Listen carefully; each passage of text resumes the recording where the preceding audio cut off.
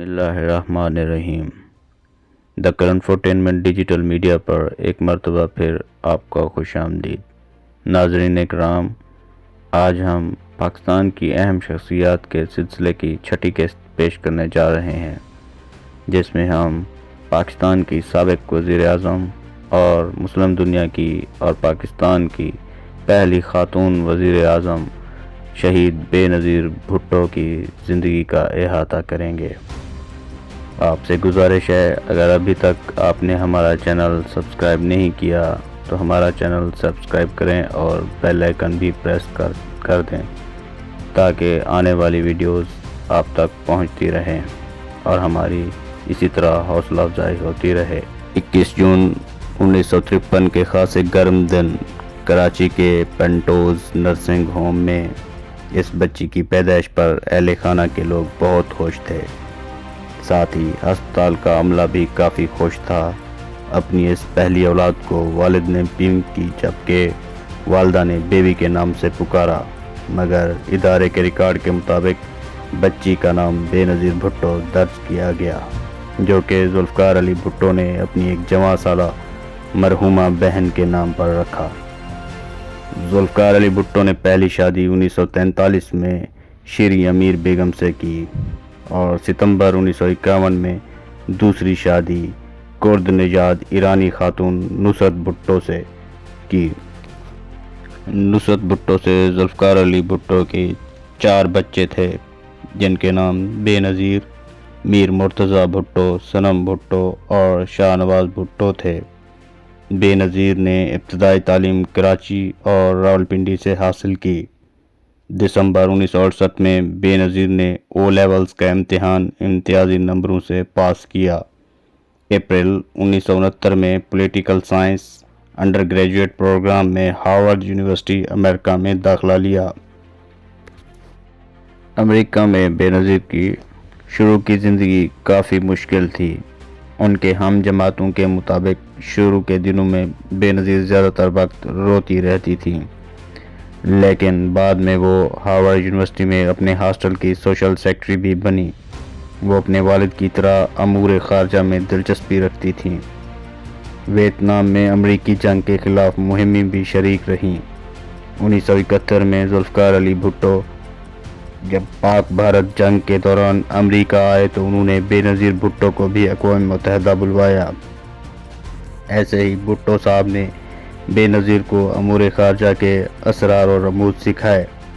پہلی دفعہ 1972 میں شملہ معاہدے کے وقت بے نظیر بھٹو اپنے والد کے ساتھ نظر آئیں اور اسی وجہ سے انہوں نے ہندوستانی میڈیا کی بھی توجہ حاصل کی۔ خود کو پریس کی توجہ ملنے پر بے نظیر نے کہا، میں نئی نسل کی علامت ہوں، میں آزاد پاکستان میں پیدا ہوئی ہوں، اس لیے میں ان تمام پیچیدگی اور تعصبات سے پاک ہوں جو تقسیم ہند کے خونی سہنے کے نتیجے میں بھارتیوں اور پاکستانیوں کو جدا کر چکے تھے۔ 1973 میں ہارورڈ سے تعلیم مکمل کرنے کے بعد آکسفورڈ یونیورسٹی کے ادارے مارگریٹ ہال کالج کا رخ کیا، جہاں سے فلسفے، سیاسیات و معاشیات کی تعلیم سیکنڈ کلاس میں مکمل کی۔ پھر والد کے اصرار پر آکسفورڈ کے ایک اور ادارے سینٹ کیتھرینز کالج سے بین الاقوامی قانون اور سفارتکاری میں پوسٹ گریجویٹ کیا۔ 1974 میں اسلامی سربراہی کانفرنس کے دوران بے نظیر کو معمر قذافی، انور سادات، شاہ حسین اور شاہ فیصل جیسے مسلم رہنماؤں سے ملاقات کا موقع ملا۔ ہارورڈ، آکسفورڈ جیسے تعلیمی اداروں میں تعلیم اور کم عمری میں عالمی رہنماؤں اور مختلف عالمی فورم پر جانے سے بے نظیر کی سیاسی تربیت کو مزید نکھارا۔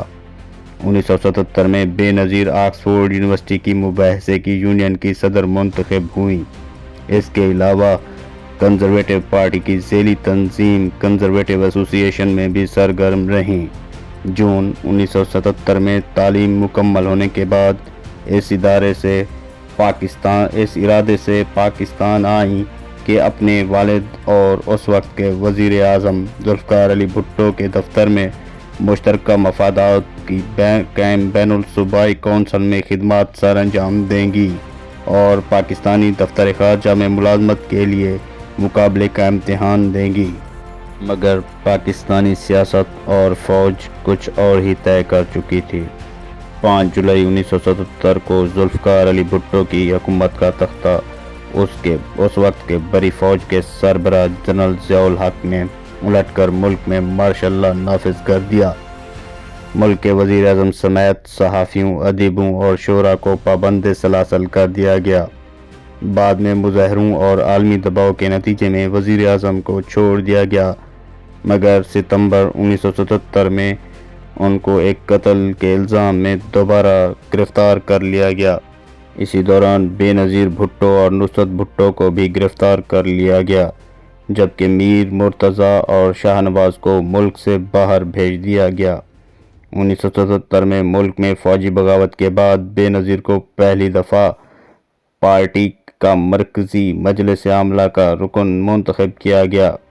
یہی وہ وقت تھا جب بے نظیر مستقبل کی رہنما بن کر ابھریں۔ پھانسی سے قبل بھٹو صاحب نے اپنی بیوی اور بیٹی کو وطن سے جانے کو کہا، لیکن دونوں نے انکار کر دیا۔ 4 اپریل 1979 کو بھٹو صاحب کو پھانسی کے بعد نصرت بھٹو اور بے نظیر بھٹو کو دوبارہ گرفتار کر لیا گیا۔ رہائی کے بعد 6 ماہ کے لیے دوبارہ گھر پر نظر بند کیا گیا۔ ان قید و بند کی مصیبتوں اور والد کی جدائی کے صدمات نے بے نظیر کی زبردست سیاسی تربیت کی، جس سے ان کی شخصیت کرشماتی شخصیت میں ڈھل گئی، جس کی مخالفین بھی تعریف کرتے تھے۔ 1981 میں دونوں ماں بیٹی نے مل کر تحریک بحالی جمہوریت، جو کہ MRD کے نام سے مشہور ہے، اتحاد قائم کرنے میں کامیاب ہوئیں۔ جولائی 1985 میں بے نظیر کے بھائی شاہ نواز کو فرانس میں مردہ حالت میں پایا گیا اور شک کیا جاتا ہے کہ ان کو زہر دے کر قتل کیا گیا۔ حیرت انگیز طور پر ضیاء نے شاہ نواز کو پاکستان میں تدفین کی اجازت دی۔ میت کے ساتھ بے نظیر بھی وطن واپس آئیں، مگر تدفین کے بعد ان کو دوبارہ گرفتار کر لیا گیا۔ نومبر 1985 میں رہائی ملنے کے بعد بے نظیر دوبارہ یورپ چلی گئیں۔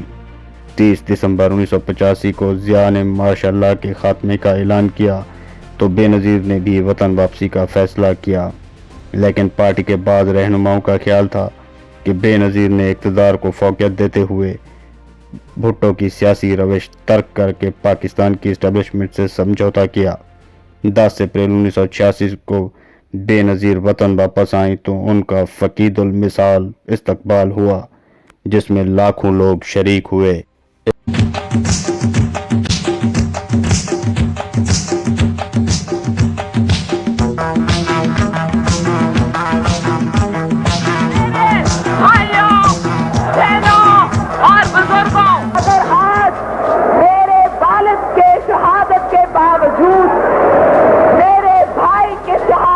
باوجود میری ماں کے بیماری کے باوجود میرے اتنے لمبے عرصے نظر بندی کے باوجود سیاست میں ہوں، اس میدان میں ہوں، میں ہوں، اس لیے مجھے محبت ہے میرے ملک کے ساتھ، میرے وطن کے ساتھ، میرے دھرتی کے ساتھ۔ اس کے بعد بے نظیر نے ملک میں طوفانی دورے شروع کیے، جس کے بعد بے نظیر کو دوبارہ گرفتار کر کے لانڈھی جیل میں قید کر دیا گیا۔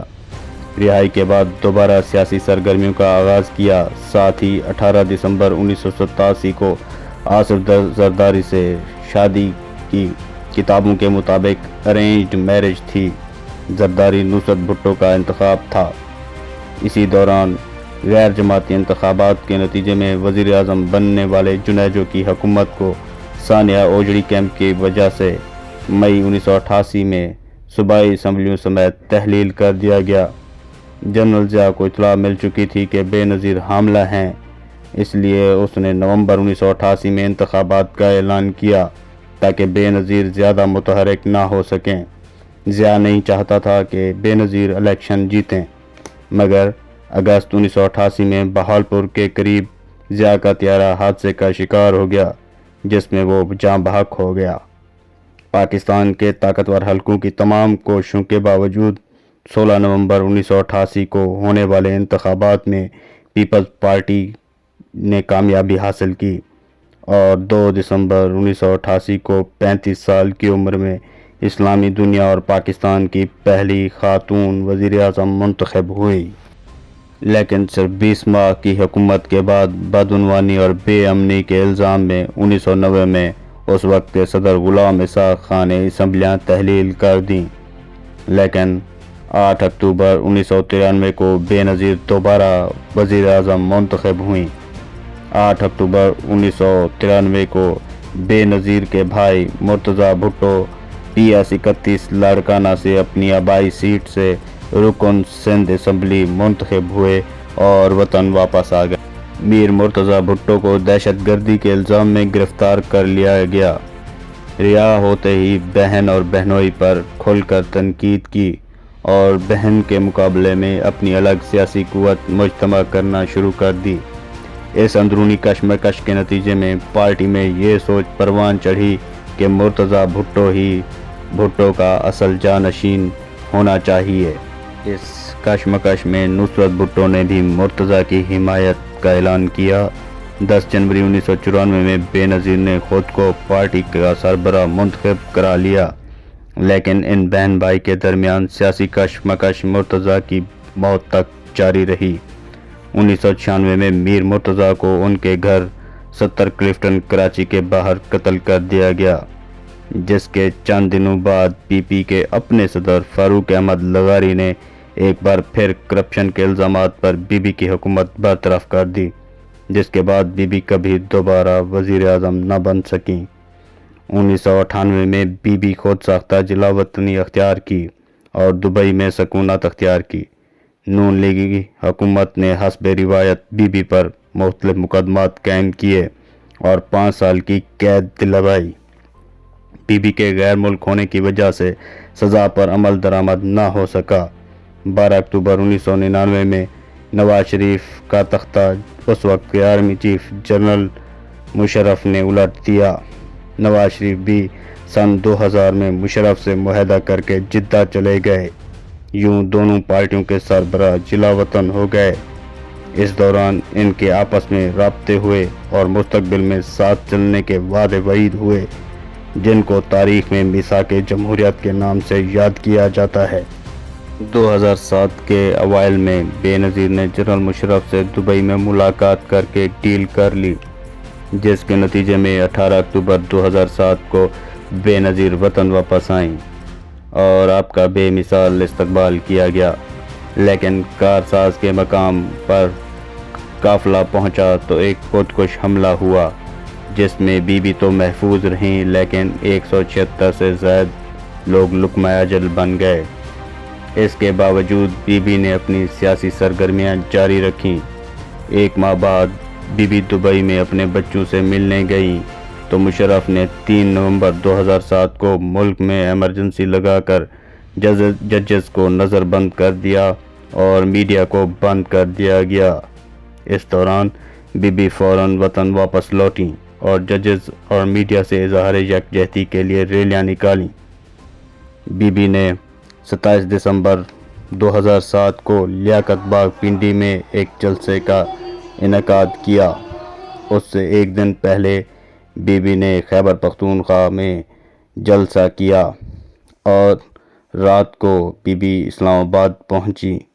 رات 1 بجے اس وقت کے ISI چیف جنرل ندیم تاج سے ملاقات کی، جس میں جنرل تاج نے بی کو حملے کی منصوبہ بندی کے بارے آگاہ کیا، لیکن بی نے جلسے کو منسوخ نہ کیا اور چیف کو کہا کہ آپ سیکیورٹی بڑھائیں۔